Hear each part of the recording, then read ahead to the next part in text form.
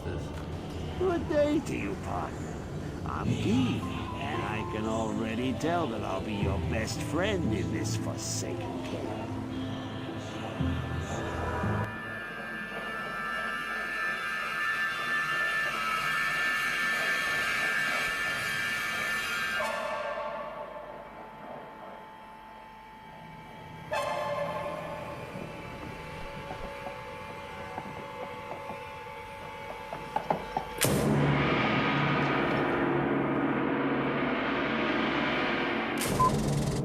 Hey guys, Fleet Solo, aka the Golem Dunce.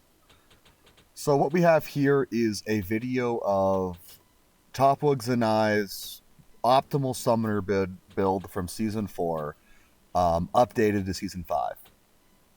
I don't think you will be able to go much faster than this. I think possibly there's a slightly more min-max build. There usually is.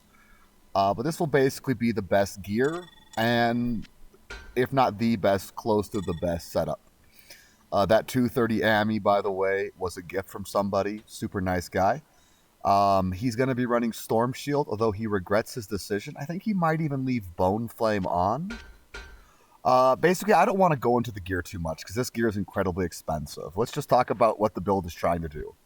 Our optimal summoner build in Season 4 was basically built around archers and revives, because they're the two highest quality things in the game.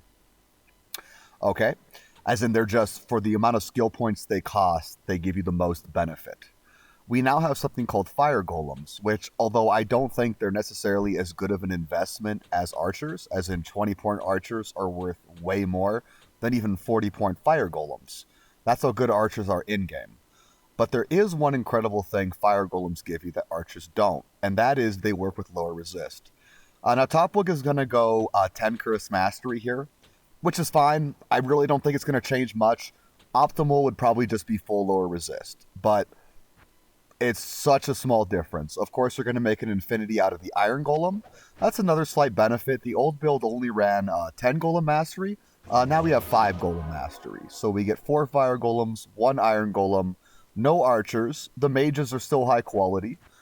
And then the Fire Golems, although they'll be basically worse than the archers were, the nice thing is that the Fire Golems will give us a pulse. And that pulse will basically do what our Skeleton Warriors and Clay Golems did, and even the Iron Golem. If you make the Iron Golem out of any weapon, they actually do pretty good damage. They just don't attack enough. But if you only need them to attack once a second, they're actually alright. We're going to go ahead and get council members. Now, the reason he's even bothering on the Travis is it kind of cuts time out of this build. Council members are not the only elemental revive you can use. They're basically one of two. Hierophants you can use, but they're kind of a meme. Their just damage is kind of low. The reason why council members are basically one of two is because council members provide something that no other summon can. And that's incredibly high single target DPS. That is a turret and a spell that has range and has impact after you leave the screen. So one of the biggest problems we've ever had with summon builds from Season 1 until now is the fact that all summon builds basically can only target a small area around them. There are a couple ways around this. One, of course, was Skeletal Mages, but they were always incredibly poor. Well, Skeletal Mages have been incredibly buffed. And now we also have Archers. And by the way, Archers are literally nuts in-game. They do like 6k shots, okay? And they also can double hit. They have very nice projectile width. Mages have been buffed to where they're doing about 6k now. The only difference is that their elemental damage, which honestly is generally worse than elemental damage if they're of similar values.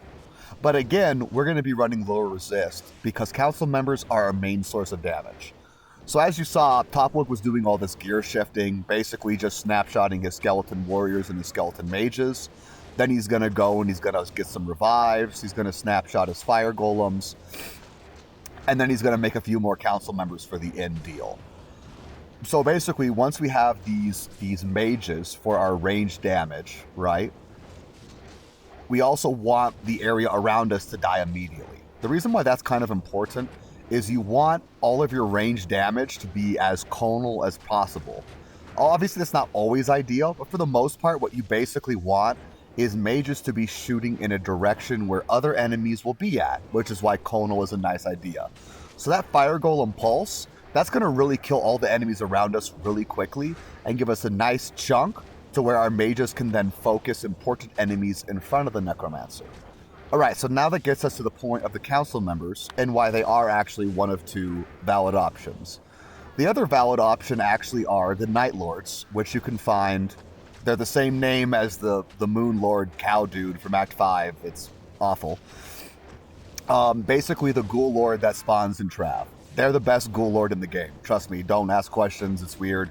But basically they have the combination of best AI and best damage. What you want them to do is cast Meteor. Their Fireball is actually quality. But the Meteor is really good because it has this nice AoE damage.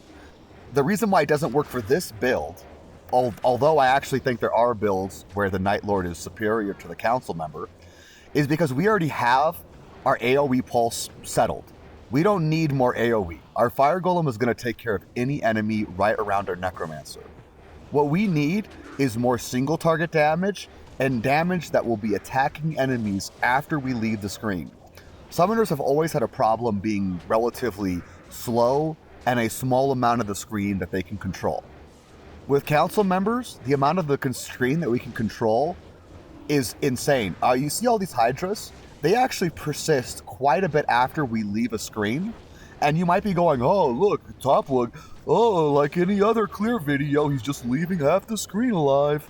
Don't worry about it, guys. Actually, these maps are basically 99 to 100% clear if you ever go back through them. There is no summon build, I guarantee you, that will... Wow, I don't know how he did not die there.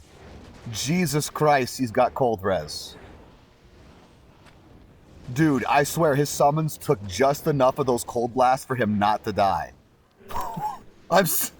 Okay, and by the way, he did leave Bone Flame on. I don't know why he did that. Maybe for his Blood Warp cooldown or some more lower resist points. There are actually some ideas about the optimal gear for this as well. As you can see, there's like, one enemy left over there. Anyways, let's finish. I just can't believe he almost died like that. Jesus Christ. No wonder my channel calls him the scrub. Maybe I need to get another main player. So anyways, you have 16 council members, and that's what Eternity is for. Now, the mage build is good. It's not as good as this. The Fire Golem wand is good. It's not as good as this. Why? You don't need more AoE pulse. If you're going to think that you're going to watch some video on YouTube by people who make clickbait content for classes they never play, and then they'll never play again until the season, until next beta, you're not going to have very good success. Basically, the problem with a Fire Golem build, although you can run it budget, it actually is better than it was before because he changed the scaling on it, is that you only get that pulse right around you. Is it good? Is it fun? Is it unique? Sure. And even going max Fire Golem plus lower resist and Blood Warp is an idea. Eternity is just the highest scaling item this game has. Basically, the Mage Scythe gives you double mages, but mages just really aren't quite that useful. The Fire Golem wand gives you one more Fire Golem, which is just an incredibly powerful minion right now. Laerix gives you 2 more mages and 2 more warriors, which has a lot of uses, just not the best for solo mapping. The Eternity weapon, with its access to giving you 14 revives total, that utility is so incredible, it's something you can't replace. Whether you decide to get an Eternity to go Night Lords for your own interesting idea of how you want to make some sort of optimal summoner work, that's awesome. I do think council members are just the best. It's kind of hard to compete with how many Hydras they cast and how quickly. But this game, have fun with it. And don't always just listen to one video on YouTube. Anything else I should touch on? Gear's pretty simple.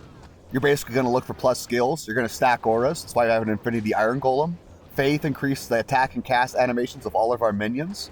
And Might just helps out some random damage. Why not give it to her? Alright guys, that's pretty much it. Skelly King out. GG. Come and play with us.